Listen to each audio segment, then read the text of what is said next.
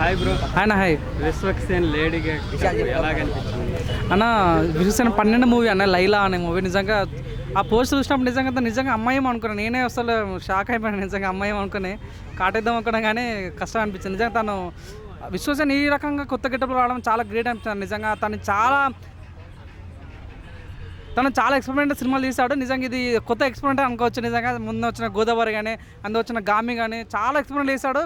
ఈ సినిమాలో నిజంగా చాలా కొత్తగా ఇసంటి ఎక్స్పెరిమెంట్ చాలా తక్కువ చేశాడు. లైక్ తమిళ్లో కానీ మన శివకార్తికేయ తను అట్లాంటి ఇటువంటి సినిమాలు తీశాడు.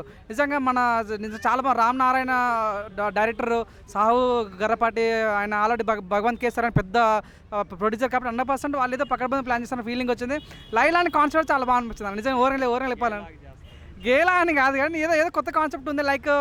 లైక్ అమ్మాయిలు అబ్బాయిలు ఏ రకంగా మోసం చేస్తారు, అసలు అబ్బాయిలు సరే ఏ రకంగా అన్నది కొత్త కాన్సెప్ట్ అనిపిస్తుంది. నిజంగా ఏదైనా స్టోరీ అయితే రివీల్ చేయలేదు కాబట్టి నేనైతే నమ్ముతున్నా. అయితే స్టోరీ అయితే విశ్వసేన ఏ స్టోరీ తీసుకొని మీరు చూడన్నా, ఏ స్టోరీ తీసుకొని చాలా కొత్త స్టోరీతో వస్తాడు. చాలా కొత్త రుచిని ప్రజలకు అందిస్తారు కాబట్టి నాకు నమ్మకం ఉంది.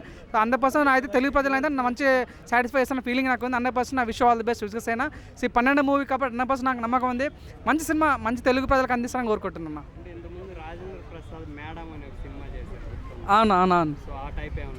మేబీ ఉండొచ్చు అన్న. నిజంగా లేడీ గెటప్లో వచ్చాడు కదా.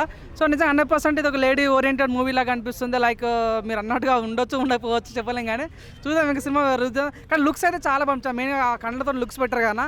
చాలా మంది నిజంగా విశ్వసేన అనే డౌట్ వచ్చింది మా అందరికి.